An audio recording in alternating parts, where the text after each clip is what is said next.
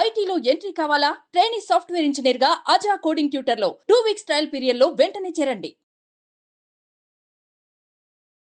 నమస్తే విజయ పెద్దన గారు. నమస్తే ఉషా. భార్యలపైన కొన్ని సందర్భాల్లో భర్తలకు అనుమానాలు వస్తూ ఉంటుంటాయి.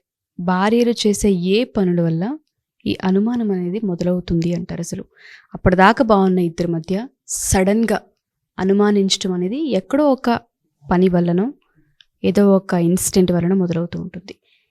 ఏ ఏ పనుల వల్ల, ఏ ఏ ఇన్సిడెంట్స్ వల్ల అనుమానం కలిగే అవకాశాలు ఉంటాయంటారు? భార్యాభర్తలు అన్నాక ఒకళ్ళ మీద ఒకళ్ళకి ఫస్ట్ నమ్మకం ఉండాలి. ట్రస్ట్ అనేది మెయిన్ థింగ్. అది లేకుండా అసలు ఒక రిలేషన్షిప్ కంటిన్యూ అవ్వాలి అని అనటం అసలు కరెక్ట్ కాదు, అవ్వదు కూడా. ఎందుకంటే ఒకవేళ అయినా కూడా ఇక అది దినదిన గండంలో అన్నట్టే ఉంటుంది. సో అప్పటిదాకా ట్రస్ట్ ఉండి అప్పుడెందుకు డౌట్లు వస్తున్నాయి అన్నది నీ క్వశ్చన్.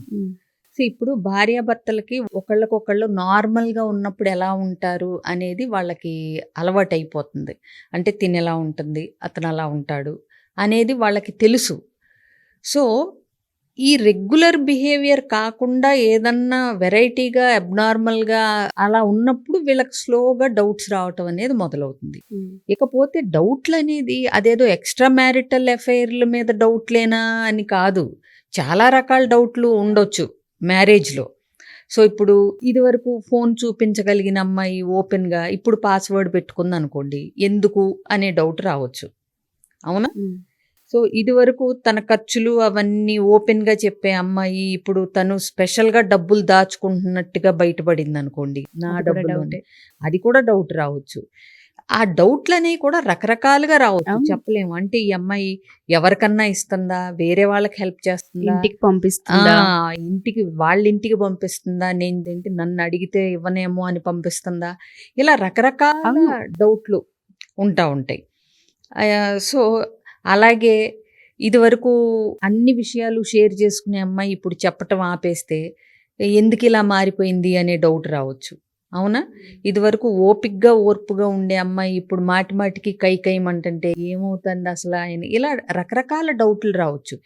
ఇంకొకటి, మనం వాళ్ళ మీద వాళ్ళకి నమ్మకం తగ్గుతున్నప్పుడు, ఇన్సెక్యూర్గా ఫీల్ అవుతున్నప్పుడు కూడా ఎదుటి వాళ్ళ మీద డౌట్లు రావటం అనేది జరుగుతూ ఉంటుంది. అంటే ఏంటి, సపోజ్ ఇతను ఉద్యోగం పోవటం కానీ లేకపోతే సడన్గా ఏదన్నా బిజినెస్లో లాస్ అవుతున్నప్పుడు కూడా ఆవిడ పెట్టే ప్రతి ఖర్చు మీద ఇతనికి డౌట్ రావటం స్టార్ట్ అవుతుంది. అంటే నేను ఇచ్చే డబ్బులు సరిపోతున్నాయా లేదా, అందుకే దాచుకుంటానంటుందా, అంటే అతనిలో ఉండే ఫీలింగ్స్, పాస్ట్ ఎక్స్పీరియన్స్లు, అనుభవాలను బట్టి కూడా వాళ్ళ ఆవిడ మీద డౌట్లు వచ్చే అవకాశం ఉంటుంది. సో చుట్టూ ఉన్న పరిస్థితుల్ని బట్టి కూడా.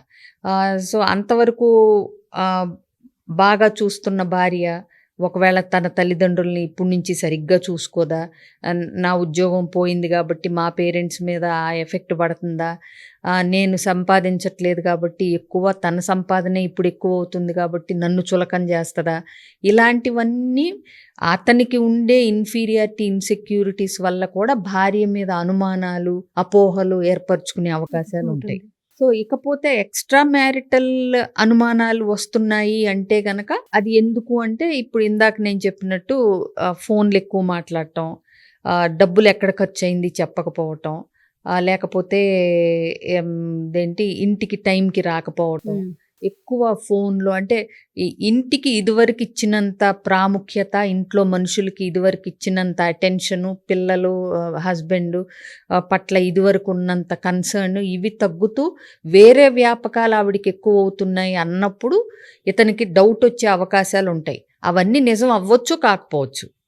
ఆ అమ్మాయి ఇప్పుడు ఫ్రెండ్స్కి ఎక్కువ ఇంపార్టెన్స్ ఇచ్చి ఫ్రెండ్స్తో సినిమాలకి, షికార్లకి, కొలీగ్స్తో టైం స్పెండ్ చేయడానికి ఎక్కువ ఒక ఫ్లోలో, ఒక్కొక్క ఫేజ్లో ఒక్కొక్కలాగా ఉంటారు.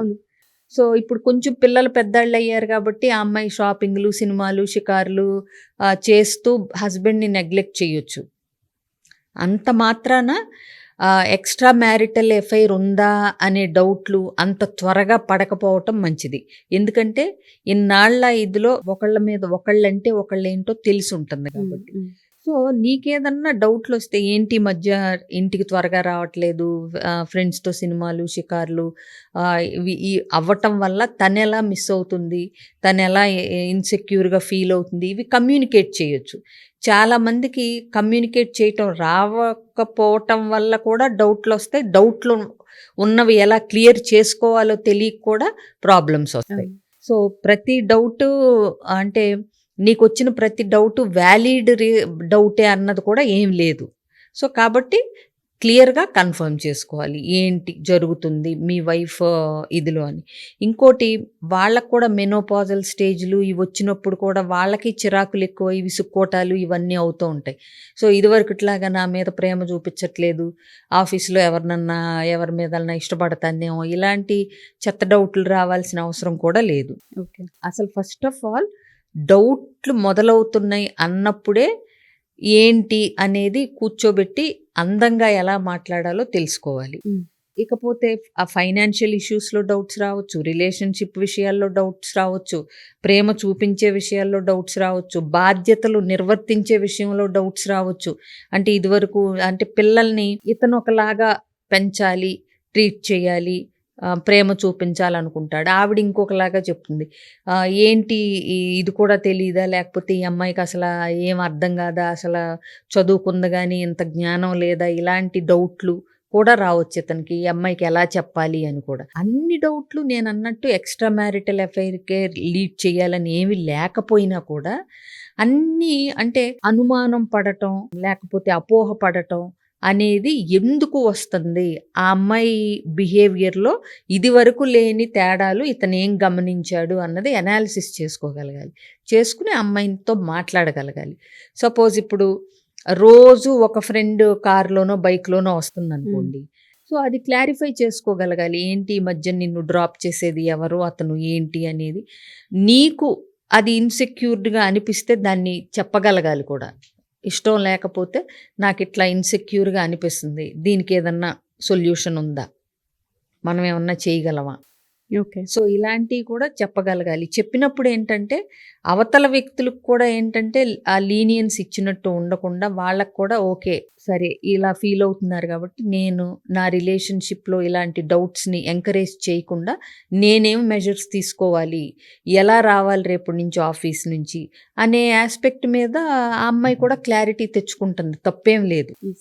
సో నీకు అంటే రోజు నేను ఫ్రెండ్తో వస్తే నువ్వు అనుమానిస్తావా, ఇలాంటి డైలాగులు వేయాల్సిన పని లేదు. ఆ అబ్బాయి క్లియర్గా తన విషయాన్ని అడిగినప్పుడు తన ఇదిని చెప్పినప్పుడు, తన ఫీలింగ్ని తన ఇన్సెక్యూరిటీస్ని చెప్పినప్పుడు ఎప్పుడూ కూడా ఆ ఫీలింగ్స్ నీకు నచ్చినా అది కరెక్ట్ అనిపించినా అనిపించకపోయినా ఫీలింగ్స్ని మనం ఎప్పుడు క్వశ్చన్ చేయకూడదు. ఇప్పుడు అతను నిన్ను ఏంటా రావటం ఆ ఫ్రెండ్తో అది ఇది డ్యామ్ డిష్ అని ఏమంటల్లా, నువ్వు అట్లా రెగ్యులర్గా ఒకళ్ళతో రావటం అనేది సమ్వేర్ నాకు ఇన్సెక్యూర్గా అనిపిస్తుంది అన్నప్పుడు యాక్చువల్గా దాన్ని పాజిటివ్ వేలో కూడా తీసుకోవచ్చు. లిటిల్ బిట్ ఆఫ్ పొజిటివ్నెస్ అనేది లవ్లో ఉంటుంది. అవును. అవునా. సో ఇప్పుడు భర్త అయిన రోజు ఒక అమ్మాయిని డ్రాప్ చేసి వస్తున్నాడు అంటే నీకెక్కడో కలుపుమంటా ఉండొచ్చు. అవునా. సో అవ్వాలా అవ్వకపోవాలా, తప్ప రైటా అనేది ఏం లేదు ఇక్కడ. నీకు పూర్తి నమ్మకం, నీకు అసలు నీ మీద నీకు నమ్మకం, నీ హస్బెండ్ మీద నమ్మకం ఉన్నప్పుడు నీకు రోజు ఒక లేడీ కొలీగ్ నీ హస్బెండ్ డ్రాప్ చేసి వచ్చినా ఏమి నువ్వు తొణకకుండా బెనక్కుండా ఉండొచ్చు. అలాంటిది ఇంకొక అమ్మాయికి మాత్రం ఇది ఇప్పుడు లేకపోయినా ముందు ముందు ఏదన్నా ఓవర్ ఫ్రెండ్షిప్ అవ్వచ్చా, లేకపోతే ఏదన్నా లీడ్ చేయొచ్చా అనే డౌట్లు నీకుంటే ఆ ఎక్స్ప్రెషన్ నువ్వు ఇవ్వచ్చు హస్బెండ్తో కానీ వైఫ్తో కానీ. అవునా. సో ఇలాంటివి చర్చించుకోగలిగేంత కాంప్లెక్సిటీ ఉన్న విషయాలని ఓపెన్గా చర్చించుకునేంత చనువు, కమ్యూనికేషన్ స్కిల్స్ ఉండాలి. స్పేస్ని ఇవ్వగలగాలి. ఎగ్జాక్ట్లీ. సో ఏ రకమైన డౌట్స్ వచ్చినా అవి క్లారిఫై చేసుకుని అడిగి తెలుసుకుని క్లారిఫై చేసుకునేలాంటి కమ్యూనికేషన్ ఉండాలి. తప్పితే అబాండం వేసేసి బ్లేమ్ చేసేసి నువ్వు ఊహించేసుకుని మనం వీటి మీద వీడియోలు కూడా చేసాం, ఎక్స్పెక్టేషన్స్ మీద అజంప్షన్స్ మీద. అవునా. సో అట్లా నువ్వు క్లారిటీతో నువ్వే ఊహించేసుకుని ఏంటి ఇప్పుడు రోజు వీళ్ళిద్దరూ కలిసి ఆఫీస్కి వెళ్ళటం, ఆఫీస్ నుంచి రావటం ఏంటిది అసలు, ఇవన్నీ చిలవల పలవలు ఊహించేసుకునే బదులు అలాంటి వాళ్ళని యాక్చువల్గా ఫ్యామిలీ ఫ్రెండ్స్ కింద చేసుకున్నారనుకోండి, వాళ్ళని లంచ్కి ఇన్వైట్ చేయమని హ్యాపీగా ఆవిడ అతని వైఫ్ని ఆయన్ని పిలిచి ఫ్యామిలీ ఫ్రెండ్స్ కింద అయ్యారనుకోండి, ఎవరేంటి అనేది మీకు తెలుస్తూ ఉంటుంది. అవునా. So there are lot of tips, techniques మీది అంతే తప్పితే ఆ బయటపడిపోయి వాళ్ళిద్దరి మధ్య ఇవాళ రేపు ఆడ, మగ స్నేహంగా ఉండటం అనేది చాలా కామన్. ప్రతిదాన్ని మనం అనుమానించుకుంటూ పోతే ఫస్ట్ ఆఫ్ ఆల్ వైఫ్‌కి ఆ విషయం తెలిస్తే తను కరెక్ట్‌గా ఉన్నప్పుడు ఇదేంటి నా క్యారెక్టర్ మీద నమ్మకం లేదా, తన భార్య మీద తనకే నమ్మకం లేదా అని రివర్స్ అయిపోయే అవకాశం ఉంది. అవును, బోత్ అవునా? సైడ్స్. యాహ్! సో, కాబట్టి ఏంటంటే ఇలాంటి సున్నితమైన విషయాల్ని, ఇన్‌సెక్యూరిటీస్ నీకున్నప్పుడు వాటిల్ని ఎలా కమ్యూనికేట్ చేయాలి, ఇది తెలుసుకొని ఆ ప్రాబ్లమ్‌ని ఎలా సాల్వ్ చేసుకోవాలి, నీ వీక్‌నెస్‌లని, నీ ఇన్‌సెక్యూరిటీస్‌ని ఓపెన్‌గా షేర్ చేసుకొని నాకిలా అనిపిస్తుంది. ఇప్పుడు దీన్ని ఎలా చేద్దాం? ఇది కాదని నాకు తెలుసు గానీ ముందు ముందు ఇలా ఎందుకు అవకాశం ఇవ్వటం అనేది అనిపిస్తుంది. ఇలా రకరకాల నీ ఫీలింగ్స్‌ని షేర్ చేసుకొని ఆ సిట్యుయేషన్స్ నుంచి ఇద్దరూ కలిపి ఒక టీమ్‌లాగా బయటపడటానికి ట్రై చేయొచ్చు. ఏది ఎక్స్‌ప్రెస్ చేసినా ముద్ర వేసేయాల్సిన పని లేదు. నువ్వు అనుమానిస్తున్నావు, నువ్వు అనుమానించే భర్తవనో, లేకపోతే రకరకాలుగా ఇది ఎయకుండా ఉండాలి. ఒక భార్య భర్తని నువ్వు నన్ను ప్రతి విషయంలో అనుమానిస్తున్నావు అని అనకుండా ఉండాలి అంటే నీ ఇన్‌సెక్యూరిటీస్‌ని, ఇన్ఫీరియారిటీస్‌ని ప్రాపర్ వేలో నీ భార్యకి కమ్యూనికేట్ చేయగలగాలి నువ్వు. ఎగ్జాక్ట్లీ. సో మీరు అన్నట్టుగానే ట్రాన్స్పరెన్సీ అనేది చాలా అవసరం. ఇప్పుడు కొంతమందికి నేను ఆఫీస్‌కి వెళ్ళిన తర్వాత ఇప్పుడు అమ్మ ఒకటి చెప్తా ఉంటది, భార్య ఒకటి చెప్తా ఉంటది ఒక గొడవ అయినప్పుడు. సో, దాన్ని బట్టి అతను ఆఫీస్‌కి వెళ్ళినాక మా అమ్మని సరిగ్గా చూసుకుంటుందో లేదో, మా అమ్మ కంప్లైంట్ చేస్తుంది, తిను రోజు ఇబ్బంది పడుతున్నానంటుంది అని అదొక డౌట్. అవునా? అవును. సో, ఇలా రకరకాల డౌట్లు పడే బదులు వాళ్ళ అమ్మని ఎలా హ్యాండిల్ చెయ్యాలో మనిద్దరం కలిసి మా అమ్మని డీల్ చేద్దామని వాళ్ళిద్దరూ టీం అన్నట్టు భార్యకు భరోసా కలిగించాడనుకోండి, భార్య వాళ్ళ అమ్మని సరిగ్గా చూసుకుంటుందో లేదో అనే డౌట్ క్లియర్ అయిపోద్ది కదా. అవును. అవునా? సో, అట్లాగే ముగ్గురు కూర్చుని మాట్లాడుకుని వాళ్ళ అమ్మ, వాళ్ళ వైఫు, ఈయన ఎట్లా బౌండరీస్ సెట్ చేసుకోవాలో క్లియర్‌గా కమ్యూనికేట్ చేయగలిగాడనుకోండి, ఎవరి పరిధులేంటి అనేది రోజు గొడవ ఉండదు కదా. అవును.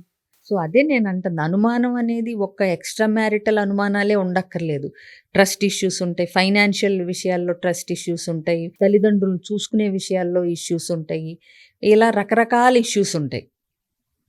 కాబట్టి మాట్లాడి క్లారిటీ వాటిని తెచ్చుకోవడం అనేది క్లారిటీ బెటర్. తెచ్చుకోవచ్చు. ఇలాంటి విషయాలు ఎలా మాట్లాడాలో తెలియకపోతే గనక కౌన్సిలర్స్‌ని అప్రోచ్ మీట్ అవ్వచ్చు. డెఫినెట్గా మ్యామ్. చాలా పెద్ద టాపిక్ ఇది.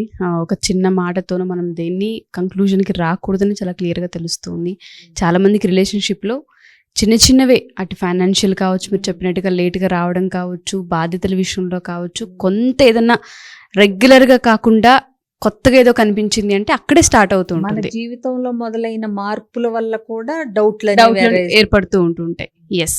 సో దేన్ని కూడా ఒక కంక్లూజన్కి తీసుకోకుండా అడిగి క్లారిఫై చేసుకోవాలి. లేదా ఇప్పుడు కోవిడ్ వచ్చాక వైఫ్ అండ్ హస్బెండ్కి వాళ్ళ గురించి వాళ్ళకి తెలియని కొత్త విషయాలు బోల్డ్ అన్ని బయటకు వచ్చి రోజు తగులే. అవును, ఎందుకంటే ఇద్దరు ఆఫీస్కి వెళ్ళిపోయి పగలంతా లేదా భర్త ఆఫీస్కి వెళ్ళిపోయినప్పుడు ఉండే ఎన్వైర్న్మెంట్ వేరు, ఇద్దరు ఇంట్లో ఉన్నప్పుడు ఉండే ఎన్వైర్న్మెంట్ వేరు. అంటే భార్య పిల్లల మీద అంత గట్టిగా అరుస్తుంది అనేది తెలియని భర్త రోజంతా పిల్లలు ఇంట్లోనే ఉండి విసిగిస్తున్నప్పుడు అరిచే భార్యను చూసి అమ్మో ఈ అమ్మాయి ఇంత అంటే నోటి దురుసున్న అమ్మాయి, నేను నాకు ఇంకా ఇంత అనుకోలేదు అని అనుకున్న వాళ్ళు కూడా ఉన్నారు. అలాగే భర్త గురించి నాకు ఇప్పుడు దాకా తెలియదు అని కోవిడ్లో కొత్త కొత్త విషయాలు, నెగిటివ్ విషయాలు, పాజిటివ్ విషయాలు తెలుసుకున్న వాళ్ళు కూడా ఉన్నారు. అవునా? సో, కాబట్టి ఏంటంటే ఒక అజంప్షన్స్కి వచ్చే ముందల ప్రాపర్గా కమ్యూనికేట్ చేసుకుని, ఇంకోటి సందర్భాన్ని బట్టి కూడా మనుషుల మీద డౌట్లు వస్తూ ఉంటాయి. ఉండే సందర్భం, అవునవును, సిచ్యువేషన్స్ని బట్టి ఆ సిచ్యువేషన్ మీద డౌట్ ఎరైజ్ అయ్యేలాగా ఉందా లేదా అనేది కూడా మనం ఎవరికి వాళ్ళు కూడా చెక్ చేసుకోగలగాలి. True. అవునా? డెఫినెట్గా ma'am. Thank you ma'am. Thank you so much.